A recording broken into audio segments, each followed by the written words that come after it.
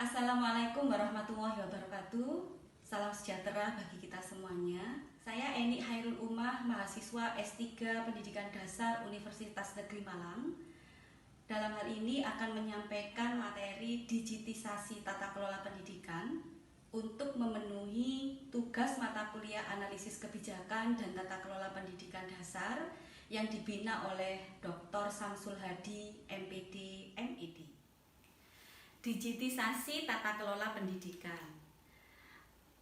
Paparan saya hari ini bertujuan mendeskripsikan digitisasi tata kelola pendidikan, kemudian peran person, kemudian analisis data real time, visualisasi data, dan kecerdasan buatan, di mana semuanya itu berdasarkan pada rujukan utama.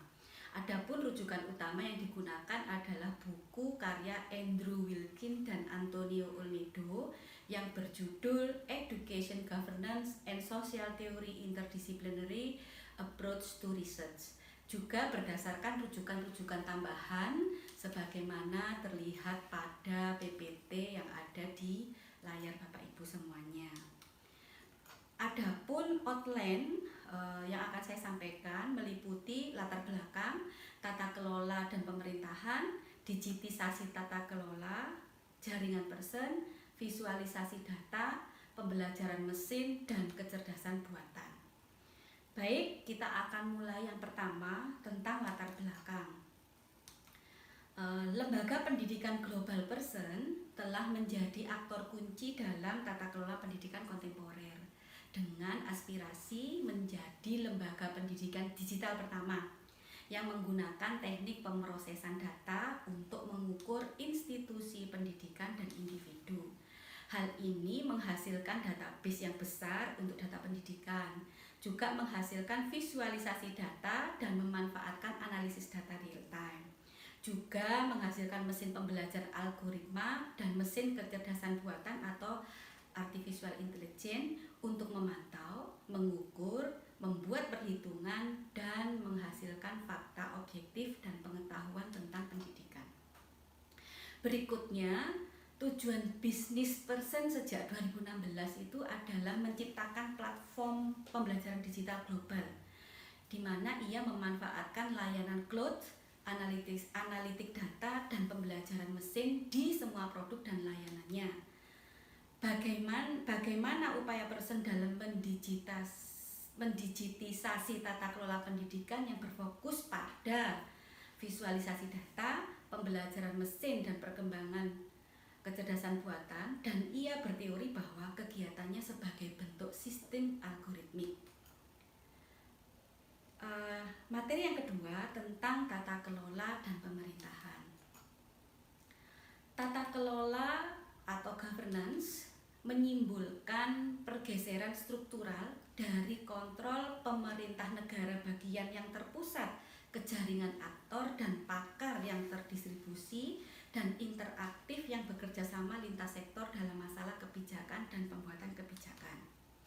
Pemerintahan kontemporer berusaha mendesentralisasikan kekuasaan dari lembaga birokrasi pusat dan monopoli negara ke monopoli swasta baru, dari jaringan bisnis atau urusan yang melengkapi atau menggantikan otoritas formal pemerintah. Dari dua pernyataan ini, maka dapat kita ambil kesimpulan bahwa tata kelola bersifat multi arah. Jadi ada pelibatan banyak aktor atau multi aktor di mana ada pelibatan dan interaksi dalam membuat kebijakan. Selanjutnya, pemerintahan. Pemerintahan dalam istilah Foucault menangkap teknik, perhitungan, analisis, dan prosedur yang didasarkan pada sejarah yang digunakan oleh otoritas dan kekuatan politik tertentu untuk mengarahkan perilaku manusia. Yang penting bagi otoritas adalah untuk memerintah. Pemerintahan bersikeras untuk memiliki pengetahuan tentang apapun yang ingin mereka atur. Selanjutnya digunakan untuk mengatur dan mengintervensi kehidupan individu atau mengaktifkan dan mengelola populasi. Berdasarkan ini, dapat kita simpulkan bahwa pemerintahan yang dimaksud adalah pemerintahan yang bersifat satu arah, di mana aktornya terfokus pada negara inovasi dalam membuat kebijakan. Tata kelola dalam tata kelola dan pemerintahan, Pearson terlibat dalam upaya untuk mengubah tata kelola pendidikan dari struktural ke tata kelola pemerintahan dan merancang teknik mengatur perilaku dalam pendidikan melalui kebijakan jaringan, dan instrumen kebijakannya digunakan untuk mengintervensi, mengelola, dan mengaktifkan tindakan pembuat kebijakan, baik guru dan siswa, untuk mencapai hasil yang diinginkan. Saat ini, Pearson menghasilkan dan mengambil berbagai data untuk melegitimasi produk dan layanannya, di mana Pearson sebagai aktor kebijakan pendidikan yang potensial. Kita lanjutkan tentang digitisasi tata kelola. Digitisasi tata kelola konvensional berpusat pada otoritas politik dan negara, sedangkan digitisasi tata kelola ada pelibatan manusia dan teknologi, menggunakan jejak digital individu untuk mengetahui tindakan, perilaku, atau membuat kesimpulan prediktif sebagai antisipasi perilaku individu. Digitisasi tata kelola juga memanfaatkan big data dan artificial intelligence atau AI, di mana AI ini diproses menjadi data digital untuk mengintervensi perubahan perilaku masyarakat. Hal ini dapat mengatasi jarak dan waktu secara efektif dan efisien. Digitisasi tata kelola pendidikan juga berdampak pada sistem tata kelola yang lebih luas dan komprehensif dalam pembuatan kebijakan.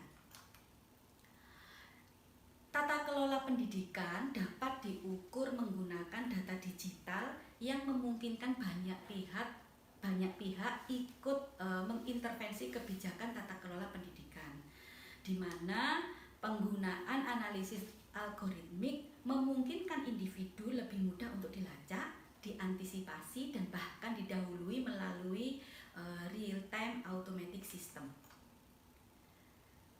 Selanjutnya saya akan menyampaikan tentang jaringan Pearson dan bagaimana upaya Pearson dalam proses digitisasi tata kelola pendidikan. Digitisasi tata kelola pendidikan fokus pada visualisasi data, pembelajaran mesin, dan pengembangan kecerdasan buatan, di mana Pearson berteori bahwa kegiatannya sebagai bentuk tata kelola algoritmik yang menjerat lembaga pendidikan, guru, dan siswa dalam logika komputasi data algoritmik analisis. Tahun 1844, Pearson telah mengubah dirinya menjadi sebuah usaha bidang pendidikan yang besar dan berpengaruh. Ia menggunakan strategi kemitraan, akuisisi, dan pembangunan jenjang dalam skala global dan masif. Pearson juga bergerak di bidang pengujian dan penilaian e-learning, analisis data, penguatan filantropi dan kemitraan, serta kontak bisnis dengan pemerintah dan organisasi internasional. Pearson mengubah diri menjadi holding company yang bergerak di bidang bisnis pendidikan, bahkan mampu memengaruhi pembuatan kebijakan pendidikan.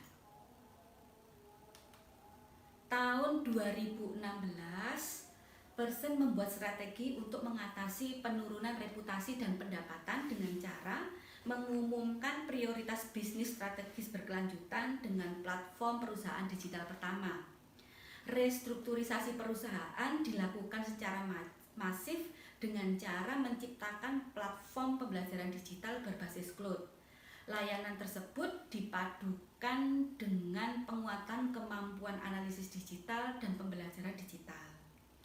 Pearson juga memengaruhi pembuatan sistem kebijakan tata kelola pendidikan dengan menggunakan mesin digital dan jaringan mitra yang sangat luas. Ia juga berupaya untuk memobilisasi data dengan melibatkan mesin kecerdasan atau AI sebagai instrumen kebijakan sistem tata kelola pendidikan digital. Itu upaya yang dilakukan Pearson. Berikutnya kita masuk pada visualisasi data. Visualisasi data pada tahun 2012 Pearson meluncurkan satu program yaitu The Learning Curve atau TLC berupa portal data pendidikan internasional yang dapat diakses secara visual. TLC ini dipimpin oleh Michelle Barber yang menjabat waktu itu sebagai Kepala Penasihat Pendidikan Pearson. Ia membuat kebijakan yang digunakan oleh konsultan pendidikan McKinsey. TLC memiliki bank data yang terdiri dari 60 indikator komparatif, 50 negara, 2.500 titik data agar dapat memengaruhi secara positif kebijakan pendidikan di tingkat lokal, regional, dan nasional. Data yang dimiliki TLC membantu pemerintah, guru maupun siswa dalam mengidentifikasi efisiensi dan efektivitas kebijakan pendidikan. Dalam data TLC dapat dikompilasi dengan kinerja pendidikan global, misalnya OECD, IEA, dan UNESCO, membuat pemeringkatan capaian kinerja pendidikan nasional untuk keterampilan kognitif dan memetakannya menggunakan korelasi input dan output pendidikan, input pendidikan, dan indikator lingkungan sosial ekonomi. Data itu disajikan dalam bentuk visual di situs web dan ditulis dalam bentuk laporan. Adapun instrumen tata kelola pendidikan interaktif TLC mengarahkan pengguna menjadi ahli data. Juga mempunyai atau dapat memanipulasi data untuk mengembangkan pengetahuan tata kelola sendiri.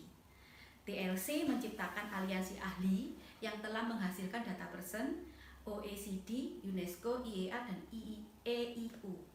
Dan penggunanya didorong untuk melakukan analisis dan interpretasi sendiri sehingga dapat mengatur narasinya. Selanjutnya tentang TLC. TLC merancang instrumen kebijakan yang dapat mempercepat gerakan transnasional, difusi dan penyebaran model praktik terbaik dan elemen umum pendidikan yang efektif. Dalam hal ini TLC berfungsi sebagai kendaraan bagi Pearson untuk memasukkan dirinya serta keahlian kuantitatif realisnya dan otoritas swasta ke dalam debat kebijakan publik dan bertindak sebagai peserta kunci yang menghasilkan keuntungan dalam prosesi tata kelola pendidikan. Tata kelola pendidikan dilakukan dengan model jaringan yang diperluas dan mampu mengumpulkan wacana, model praktik terbaik, dan teknologi yang dapat memberikan pengaruh besar pada proses kebijakan. Pearson juga berupaya agar TLC menjadi instrumen kebijakan utama tata kelola pendidikan yang mengundang partisipasi pengguna dan mendorong pembuat kebijakan untuk terlibat menjadi analis komparatif yang mampu bermain dengan angka dan memandu keputusan dalam prioritas intervensi mereka. Bagaimana upaya Pearson dalam visualisasi data? Pearson berupaya agar TLC menjadi instrumen kebijakan utama tata kelola pendidikan yang mengundang partisipasi pengguna dan mendorong pembuatan kebijakan untuk terlibat menjadi analis komparatif yang mampu bermain dengan angka untuk memandu keputusan dan prioritas intervensi mereka. Pearson membuat data statistik komparatif yang kompleks menjadi relevan dan dapat diakses untuk menginformasikan pembuatan kebijakan berbasis bukti sehingga sistem pendidikan dipahami dan ditindaklanjuti berdasarkan asumsi metrik realis bahwa angka menghadirkan realitas sebagaimana adanya. Lebih lanjut kita akan membahas tentang pembelajaran mesin. Mesin learning atau pembelajaran mesin Pearson mempromosikan teknologi pembelajaran mesin menjadi instrumen kebijakan digital, kemudian mendeteksi pola kumpulan data baru, tata kelola pendidikan, dan teori sosial. Adapun pembelajaran mesin itu menghasilkan yang pertama analisis deskripsi, kedua prediktif, dan ketiga preskriptif. Lebih detailnya, analitik deskripsi itu memberikan wawasan tentang apa yang terjadi. Sedangkan analitik prediktif menghasilkan probabilistik dan analitik preskriptif itu menawarkan kecerdasan yang dapat ditindaklanjuti tentang apa yang harus dilakukan selanjutnya. Sehingga pembelajaran mesin dapat ditindaklanjuti dengan platform pembelajaran adaptif yang merespon secara otomatis aktivitas siswa yang direkam secara digital dengan cara mempersonalisasi konten dan mengadaptasi jalur pembelajaran. Untuk mendiagnosis kemahiran siswa dalam memahami konsep dan secara tepat menyampaikan konten yang dibuat dalam gaya belajar yang optimal untuk masing-masing konsep. Hal ini menggunakan data gabungan dari jutaan siswa dalam memberikan pembelajaran yang dipersonalisasi secara unik. Sedangkan untuk melacak interaksi pelajar dengan materi pembelajaran, memungkinkan analisis komputer untuk mendeteksi pola baru yang dapat memberikan bukti tentang pembelajaran, dapat menggunakan profil pengetahuan, keterampilan, dan atribut pelajar untuk menentukan aktivitas perbaikan selanjutnya. Dapat juga menghasilkan analisis deskriptif dan prediktif real time yang mendeteksi pola dalam kinerja siswa yang menghasilkan probabilistik berdasarkan analisis komparatif terhadap populasi siswa. Infrastruktur pembelajaran mesin yang dibangun oleh Pearson dapat mengubah infrastruktur pengukuran kinerja berbasis pengujian. Berikutnya, artificial intelligence atau kecerdasan buatan. Algoritmik logik dari big data yang pertama memperluas jangkauan otomatisasi pengumpulan data, penyimpanan, kurasi, dan analisis data. 2. Mengambil data dan berfokus pada korelasi daripada penyebab sehingga mengurangi kebutuhan akan teori, model, dan keahlian manusia. Yang ketiga, memperluas ranah apa yang dapat diukur untuk melacak dan mengukur gerakan, tindakan, dan perilaku dengan cara yang sebelumnya tidak pernah terbayangkan.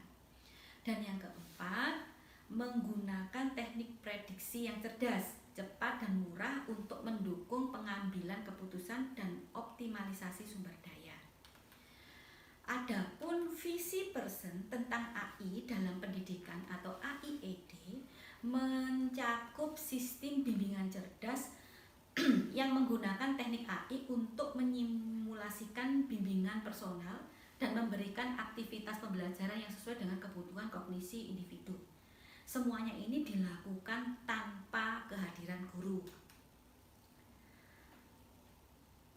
Pada tahun 2016, IBM mulai memasarkan IBM Watson Education yang terdiri dari platform analitik untuk menghasilkan wawasan kritis setiap siswa, demografi, kekuatan, tantangan, dan gaya belajar yang optimal.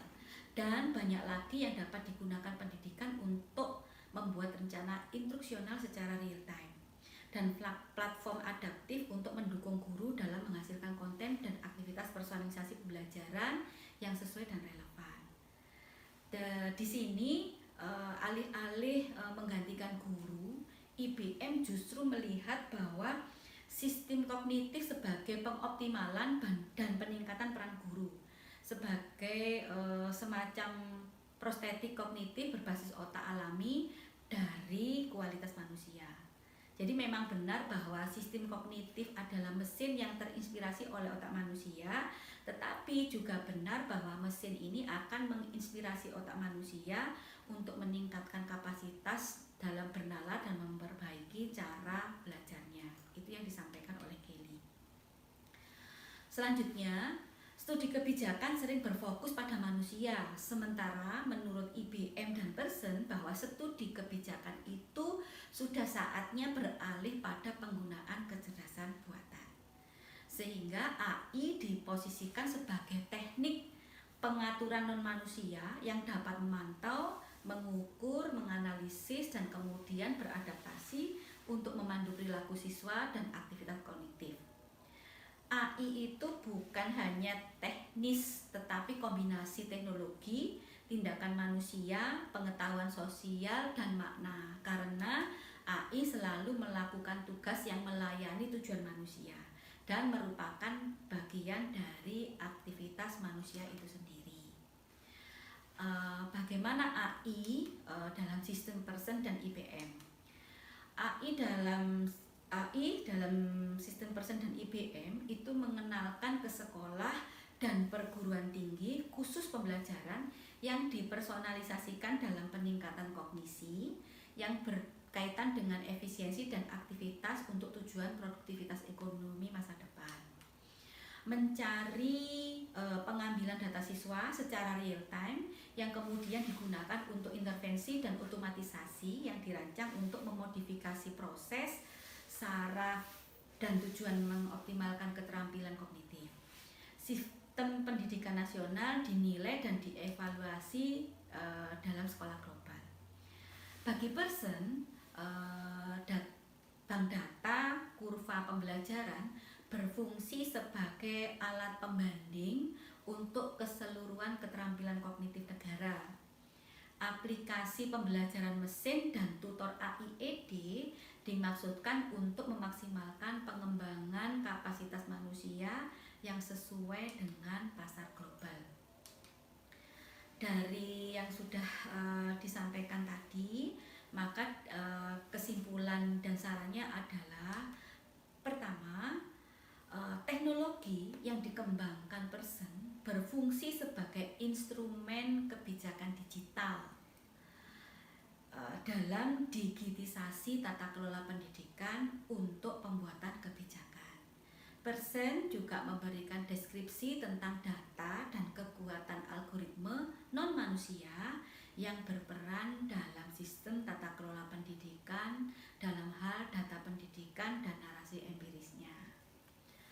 Era digital adalah saat di mana ruang dan waktu itu dapat dipersempit dan dapat dipercepat dengan teknologi, sehingga peluang dunia pendidikan membuat rancang bangun kebijakan tata kelola berbasis algoritma yang dapat mengolah dan mendistribusikan data secara efektif. Pola ini dapat ditransformasikan ke dalam tata kelola pendidikan yang efektif dan efisien. Demikian yang bisa saya sampaikan pada kesempatan hari ini. Terima kasih atas kebersamaannya. Saya akhiri. Assalamualaikum warahmatullahi wabarakatuh.